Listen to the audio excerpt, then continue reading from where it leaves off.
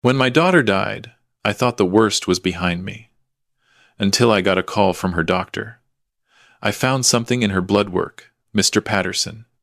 You need to come to my office immediately. And please, whatever you do, don't tell your son-in-law. I think you might be in danger too. One question flashed through my mind. What could be so terrible that a doctor would call me instead of the police? But when I walked into that office and saw the test results with my own eyes, I froze. Before we continue, please subscribe to the channel and let us know where you're watching from in the comments. I stood at the cemetery gates, watching the last mourners drift toward their cars. The autumn wind cut through my coat, but I barely felt it. My daughter Melissa was in the ground now, 41 years old, gone. Derek, my son-in-law, shook hands with the pastor near the grave. His shoulders shook with what looked like grief. He dabbed his eyes with a handkerchief, accepted embraces from Melissa's colleagues. Perfect performance. That's what I was beginning to realize. Then I saw her, a woman in a dark coat, standing just beyond the row of headstones. Young, maybe 30, blonde hair pulled back tight. Derek broke away from the pastor and moved toward her. Their heads bent together, and even from this distance, their body language screamed intimacy. His hand found the small of her back. She leaned in, urgent, intense. Nothing about that interaction belonged at a funeral. I started walking toward them. By the time I reached the spot, the woman had vanished between the headstones. Derek turned, and his face transformed instantly, grief sliding back into place like a mask he'd perfected. Dad. His voice cracked just right. I can't believe she's really gone. Who was that woman? A flash of irritation crossed his features before disappearing. Just someone from Melissa's office, paying respects. She wasn't at the service. Derek sighed, rubbing his temples. Dad, I'm exhausted. Can we not do this now? I let it drop. 32 years as an insurance fraud investigator taught me when to push and when to observe. I watched him walk back to the limousine, phone already in his hand before he cleared the gate. The next few hours passed in a blur of casseroles and condolences at Derek and Melissa's house, but I kept noticing things. Derek's phone never left his hand. He'd type rapidly, then pause, read, and delete. Type again, delete again. His eyes would dart around the room, checking if anyone was watching. He never saw me watching from the kitchen doorway. Around 8, the house finally emptied. Derek announced he was going upstairs to rest, his voice thick with exhaustion. I heard his footsteps overhead, pacing, then his muffled voice, animated. Nothing like the broken widower he'd played all day. My phone rang. Dr. Catherine Reyes, Melissa's oncologist. Mr. Patterson, I need to speak with you urgently. Catherine, if this is about the medical bills. She cut me off, her usually warm voice tight and formal. It's not about bills. Tomorrow, 9 a.m., my office. Come alone. Don't tell Derek you're meeting me. I don't understand. You will. Just promise me. This is important. I promised. Questions multiplied in my mind like embers in dry grass. Sleep wouldn't come. Around midnight, I found myself in Melissa's old room, the guest room now, filled with Derek's golf equipment and boxes of his paperwork. I sat on the bed where my daughter used to read Nancy Drew novels, and I started remembering. 4 months ago, Melissa had called me late at night. Dad, something's wrong. I'm tired all the time. Headaches. Derek says I'm just stressed from work. She'd finally seen a doctor. The diagnosis came back as a rare blood disorder. Treatable, they said, but she'd need careful medication management. Derek had taken charge of her pills, organizing them into daily containers, making sure she never missed a dose. Such a devoted husband, everyone said. So attentive. Then her condition worsened. Rapidly, the doctors were puzzled. They adjusted medications, ran more tests. Nothing helped. 3 weeks ago, Melissa collapsed in the kitchen. She never woke up. Natural complications, the hospital said. Sometimes these conditions progress unexpectedly, but something nagged at me. Melissa had been getting better before Derek started managing her medication. I remembered her voice on the phone 2 months ago. I don't know, Dad. Some days I feel fine. Then Derek gives me my evening pills and I'm exhausted again. Dawn light crept through the window, gray and cold. I hadn't moved from the bed. My old investigator's notepad lay open on my lap, filled with dates, observations, inconsistencies. My handwriting looked different, sharper, more focused. The shaky grief scrawl from the past week had disappeared. I checked my watch. 6 hours, until my meeting with Dr. Reyes. I walked to my bag and pulled out Melissa's medical records. The hospital had given them to me as next of kin since Derek had been too distraught to handle paperwork. I'd barely glanced at them before, too consumed by loss to process the details. Now I read with different eyes. Blood toxicology report from her final hospital admission. Elevated levels of anticoagulants, far higher than prescribed dosage. The note from the attending physician caught my attention. Unusual accumulation pattern. Recommend investigation into medication compliance. Recommend investigation. But no investigation had happened. Derek had been too grief-stricken. The hospital had been too busy. Everyone had moved on. Everyone except me. I stared at that line until the words blurred. Medication doesn't accumulate like this by accident. The thought arrived, fully formed, delivered by 3 decades of investigating suspicious insurance claims. I knew premeditation when I saw it. I knew the difference between bad luck and deliberate poisoning. Someone had been giving Melissa extra doses. Someone who controlled her medication. I reached for my coffee, realized I was still holding the cold cup from yesterday. My hands were steady now. Not the trembling hands of a grieving father, but the steady hands of an investigator with a purpose. Upstairs, Derek's alarm went off. I heard him moving around, starting his morning routine. In a few hours, he'd come downstairs with his widower's face on, and I'd have to pretend I still believed it. But first, I needed to hear what Dr. Reyes had discovered. I came downstairs at 7:30 to find Derek in the kitchen making breakfast. Eggs, toast, fresh coffee. The domestic scene perfectly staged. He smiled when he saw me, but his eyes were on his phone, lying face down beside the stove. "Good morning, Dad. You look tired. Did you sleep at all?" I poured coffee, keeping my movements casual. "I have some errands today. Bank, paperwork, Melissa's accounts." He glanced up, interested. "Oh?" "Just boring administrative things. Should be back this afternoon." "Perfect." His smile widened. "When you get back, we should talk about the house, Melissa's assets, planning for the future." "Sure. This afternoon." He turned back to the eggs, humming softly. "I'll make your favorite dinner. Pot roast." I took my coffee to the table, watching his reflection in the window over the sink. The moment he thought I wasn't looking, his face went blank. He picked up his phone, typed something quickly, and smiled. A real smile. Nothing like the careful expression he wore for me. 20 minutes later, I backed out of the driveway. In the rearview mirror, I saw him standing at the window, phone pressed to his ear, animated and laughing.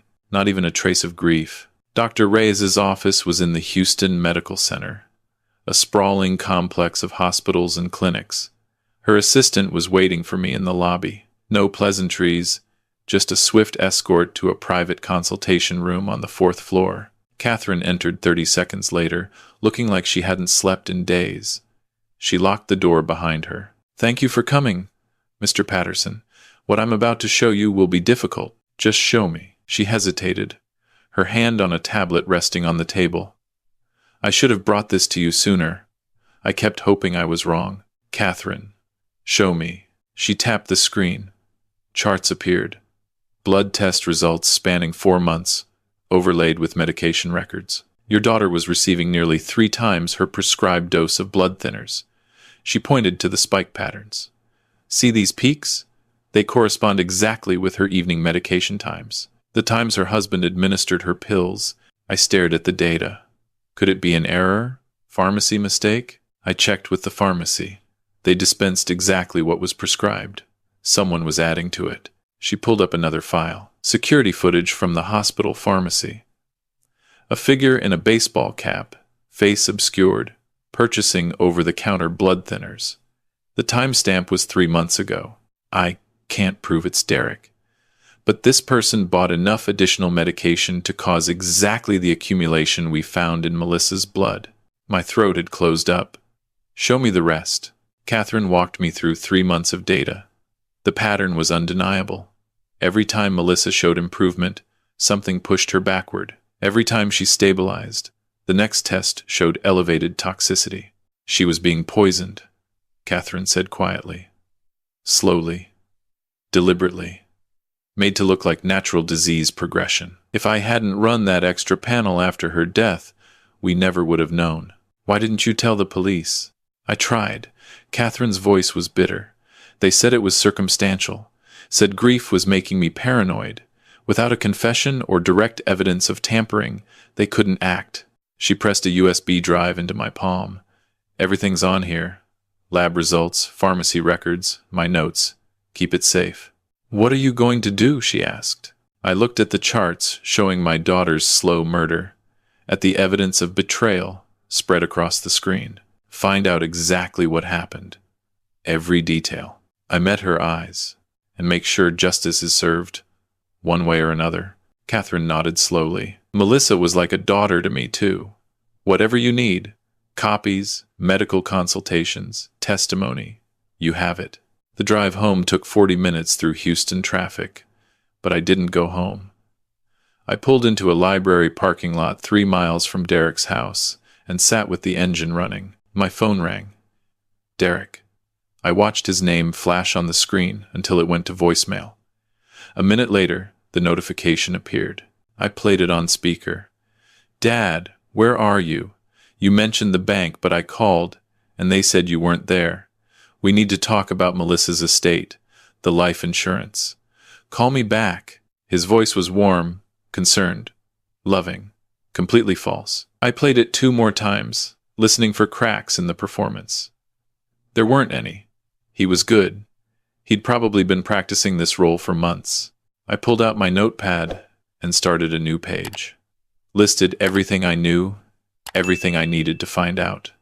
The blonde woman at the cemetery was at the top, underlined 3 times. Who was she? What was her connection to Derek? How did she fit into the plan? Because it was a plan. I was certain now. The life insurance increased 6 months ago. The slow poisoning, the devoted husband act, the pressure to handle Melissa's estate quickly. Someone had killed my daughter for money. Someone had calculated her worth and decided it was worth more than her life. And that someone was living in her house right now, probably wondering where I was, probably getting impatient to start spending his inheritance. My phone buzzed again. Another call from Derek. I let it ring out. I wasn't ready to go home yet. Wasn't ready to sit across from him at dinner and pretend I believed the act. Not while rage burned behind my eyes, cold and focused. I opened the notepad to a fresh page and wrote investigation log at the top, numbered each line, dated each entry, made it official. This was no longer about grief. This was about evidence, truth, and eventually justice. I started the car and pulled back onto the street, but I didn't turn toward home. Not yet. I had work to do first. The Houston Police Department's main station on Travis Street smelled like burnt coffee and floor cleaner. Detective Ramon Vega met me in a small interview room, his badge clipped to a worn belt. He looked tired, the kind of tired that comes from seeing too much. Mr. Patterson. He shook my hand, gestured to a chair. I'm sorry for your loss. I sat, placing Dr. Reyes's report on the table. My daughter was poisoned. These lab results prove elevated medication levels that couldn't have been accidental. Vega opened the file, flipped through pages covered in medical terminology. He sighed. I see the data, but proving deliberate poisoning without direct evidence. Someone witnessed administering extra doses, tampered pill bottles, purchase records linked to a specific person. The pharmacy footage shows someone buying the exact medication. Someone. His voice was gentle but firm. I can't identify that person. Neither can you. It could be anyone. You don't believe me. What I believe doesn't matter, Mr. Patterson. I need proof. Without it, my hands are tied. I'm sorry. I left the precinct with exactly what I'd expected. Sympathy, but no action. The system had limitations. I didn't. 2 days passed. I played the grieving father at Derek's house while my mind cataloged every detail, every inconsistency. Derek continued his performance, bringing me tea, asking about my well-being, slowly circling the topic of Melissa's estate, like a patient predator. On the third day, I drove to the pharmacy near their house. Melissa had used this location for years. The pharmacist, an older woman named Gloria, remembered Melissa. Her face fell when I introduced myself. Your daughter, such a sweet woman, always asked about my grandchildren. I'm so sorry. I need to ask about her prescriptions. Did anyone else ever pick them up? Gloria's expression shifted. Concern, maybe confusion. Let me check the records. She typed into her computer, then stopped. Actually, yes. Her husband picked up the last 3 refills. Said Melissa was too weak to come herself. My pulse quickened. Did he ask any questions about the medication? Dosing? Gloria leaned back, thinking. Now that you mention it, he did ask how the pills could be crushed if she had trouble swallowing. I showed him they could be mixed into food or drinks. She'd shown him exactly how to poison my daughter undetected. The next week tested every ounce of patience I had. By day, I hired a private investigator named Marcus Cole, a former FBI agent with a reputation for discretion. By night, I sat across from Derek at dinner, nodding along to his sympathetic words while recording every conversation with a device hidden in my jacket pocket. Derek's pressure campaign escalated daily. Subtle at first, then more direct. Dad, Melissa would want us to handle her affairs quickly, not let things drag out. Have you thought about what to do with her jewelry? Some of those pieces are quite valuable. The life insurance company called. They need paperwork signed. I can handle it if you're not up to it. I played confused, overwhelmed. I suppose you're right. It is a lot to process. Each small concession strengthened his confidence. He was winning, or so he believed. Marcus's reports came daily by encrypted email. Subject meeting with unidentified female, blonde, late 20s. Same coffee shop, 3 times this week. Body language intimate. Photographs followed. Derek and the cemetery woman at a corner table, hands intertwined. Her laughing at something he said. Him checking his phone, texting, probably telling me he was stuck in traffic. On the 10th day, Marcus identified her. Vanessa Hartley, 29, works as a pharmaceutical sales rep. They've been seeing each other for at least 8 months. I have hotel receipts. 8 months. The affair started 2 months before Melissa got sick. The pieces were connecting. Marcus dug deeper. Bank records showed Derek had been transferring money to an account in Vanessa's name. $15,000 over 6 months. Small amounts, designed to avoid attention. Then Marcus found the emails. Derek had been careless, using his personal email for conversations he thought were private, but he'd also linked that email to a cloud backup service. And Vanessa had mentioned their anniversary trip to Cancun in a message that included a shared photo album. The album's metadata led to her email. Her email led to their entire correspondence. October. 4 months before Melissa died. Derek writing, "The pills are working. She's getting weaker. Doctor thinks it's the disease progressing." Vanessa's response, "How much longer?" November. Derek, "Increase the evening dose. She doesn't suspect anything. Thinks I'm the perfect husband." December. Vanessa, "The insurance policy is confirmed?" Derek, $750,000. Plus, her trust fund will be set for life. January, 3 weeks before Melissa's death. Derek, "Almost time. She's barely conscious most evenings now. Vanessa, I love you. Soon we'll be together for real." I sat in Marcus's office, reading their clinical discussion of murdering my daughter. They had planned it for months, researched medication interactions, calculated the timeline, waited for the perfect moment. Marcus's voice was quiet. "I'm sorry, Mr. Patterson. This is premeditated conspiracy to commit murder. You need to take this to the police immediately." I drove home through evening traffic, the USB drive containing everything on the seat beside me. I didn't feel grief anymore. That had burned away over the past weeks, leaving something colder and more focused. That evening, I sat across from Derek at dinner. He'd made pot roast. "Melissa's favorite," he said, dabbing his eyes. "I've been thinking about what you said, about handling the estate quickly." Derek's entire posture changed. He leaned forward, attentive, supportive. "Oh, Dad, I'm so glad you're being reasonable. It really is for the best. The life insurance paperwork. You said you could handle it?" "Absolutely." His smile could have lit the entire room. "I'll take care of everything. You won't have to worry about any of it." Every word recorded, every manipulation documented. After he went upstairs, I called Sandra Mitchell, a civil attorney in downtown Houston specializing in wrongful death cases. We'd spoken earlier that week after Marcus recommended her. "I have everything," I said. "Emails, financial records, pharmaceutical evidence, the affair documentation." "Bring it tomorrow morning," Sandra said. "It's time to move." The next morning, I arrived at Sandra's office at 8:30 with 3 folders and 2 USB drives. Everything I'd gathered over 3 weeks. Sandra cleared her conference table and spent 2 hours reviewing it all.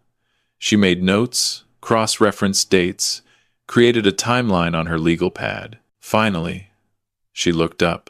"Mr. Patterson, this is one of the most comprehensive cases I've seen." She tapped the printed emails.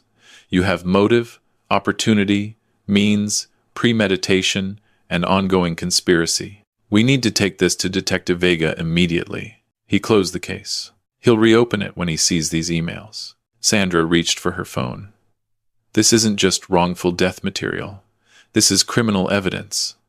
Multiple felonies." Vega agreed to meet that afternoon. Sandra drove us to the precinct. We sat across from him in the same interview room where he'd told me his hands were tied. Sandra presented the evidence chronologically. The affair spanning 8 months. The emails discussing medication tampering. The financial transfers to Vanessa. The life insurance policy increase. Vega reviewed the emails carefully, particularly the January message about Melissa being barely conscious after evening doses. He pulled out Melissa's death certificate, checked the details. His expression hardened. "This changes everything." He looked at me, and I saw genuine regret in his eyes. "Mr. Patterson, I apologize for dismissing your concerns. I should have dug deeper. Can you act on this now? I'm reopening this as a homicide investigation. Full resources." He stood, collected the evidence. "I'll be in touch within 48 hours. We're going after both of them." Vega moved quickly. Within 2 days, he obtained warrants for Derek's phone records, email accounts, and financial transactions. Vanessa was brought in for questioning on February 28th. Marcus called me that evening. Vanessa arrived at the precinct confident, left 3 hours later looking like she'd seen death. Vega confronted her with everything. The emails, the money transfers, the pharmacy footage that suddenly became more interesting when they knew what to look for. Vanessa had lawyered up immediately, stopped talking, but her reaction had confirmed guilt. 5 days later, March 5th, Marcus called urgently. "Derek just showed up at Vanessa's apartment. You need to hear this." He'd positioned surveillance equipment nearby, anticipating exactly this scenario. The argument was explosive, Derek's voice rising. "You talked to the cops? What did you tell them?" Vanessa panicked. "Nothing." I said nothing. "Our emails? You promised those were deleted." "I thought they were." The argument escalated. Derek tried maintaining control, but his composure was cracking too. Then Vanessa said it. "I did what you asked. I got you the extra medication. I showed you how to crush it. You said we'd be together after the insurance came through." Derek's response was urgent, panicked. "Keep your voice down." But it was too late. Marcus's recorder had captured everything. I forwarded the audio immediately to Vega. Within an hour, he texted back. "Warrant issued for Derek Patterson. Conspiracy to commit murder. Moving on. Vanessa Hartley tomorrow, March 10th. I sat in my daughter's living room, the house quiet around me. At 6:14 a.m., 3 unmarked police vehicles pulled up outside.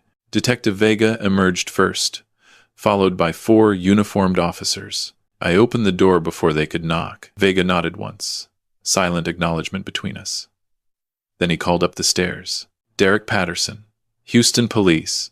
We have a warrant for your arrest." The sound of Derek's footsteps stopped. Silence stretched for 3 heartbeats. Then he appeared at the top of the stairs, wearing his bathrobe, confusion and fear crossing his face. What? There must be some mistake. Vega walked to the base of the stairs, holding up the warrant. You're being charged with conspiracy to commit first-degree murder in the death of Melissa Patterson. You have the right to remain silent. What? No. This is insane. An officer moved up the stairs. Derek backed away, but there was nowhere to go. They turned him around, placed handcuffs on his wrists. His eyes found me, standing calmly by the door. Understanding and rage hit him simultaneously. You did this. Vega guided him down the stairs, but Derek twisted toward me, his mask shattering completely. I'm your family. Melissa was my wife. My voice came out cold, steady. Melissa was my daughter, and you murdered her for insurance money. He lunged toward me, screaming, but the officers held him back. You senile old man. I'll destroy you. You have no idea what you're doing. Vega intervened firmly. Mr. Patterson, you need to come with us now. They led him toward the door. He was still shouting threats, promising lawsuits, calling me delusional. I watched through the window as they placed him in the back of a police car, his face contorted with fury visible through the glass. The vehicles pulled away. The house fell silent. After weeks of lies and manipulation, Derek was finally gone. The civil trial began in June. Sandra had filed a wrongful death lawsuit seeking $2 million against both Derek and Vanessa. The courtroom was formal, wood-paneled, American flag in the corner.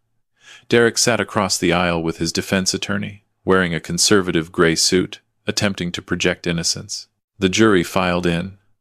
Sandra rose for her opening statement. Members of the jury, the evidence will show that Derek Patterson and Vanessa Hartley conspired to murder Melissa Patterson for financial gain. Her voice was clear, methodical. They planned it for 8 months.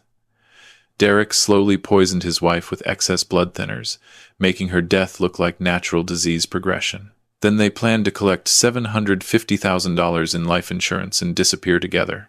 The first week focused on motive. Sandra presented bank records, the insurance policy increase, the affair documentation. Dr. Reyes took the stand, professional and precise. She walked the jury through the blood toxicity levels, the impossible accumulation patterns, the medical impossibility of accidental overdose. The second week presented the conspiracy itself. Sandra displayed the emails on large screens, Derek discussing dosage increases, Vanessa responding with encouragement, their careful planning to make murder look like natural death. Then came the recorded confession from Marcus's surveillance. The courtroom fell silent as Vanessa's voice filled the space. I got you the extra medication. I showed you how to crush it. Several jurors leaned forward. This was the moment. Direct admission of conspiracy. By mid-July, even Derek's attorney seemed to recognize the case was lost. His cross-examinations became shorter, less aggressive. July 28th. The courtroom stirred when Vanessa entered, wearing jail orange, shackled. Part of her plea agreement required truthful testimony. For 3 hours, Vanessa detailed the conspiracy. Derek had approached her in May, said he wanted out of his marriage, but couldn't afford divorce. He proposed increasing Melissa's insurance, then slowly poisoning her. Vanessa would supply extra medication through her pharmaceutical connections. They'd split the money. She described Derek crushing pills into Melissa's evening tea. Described January, watching the news for reports of Melissa's hospitalization. Described Derek calling with fake tears. Something terrible happened.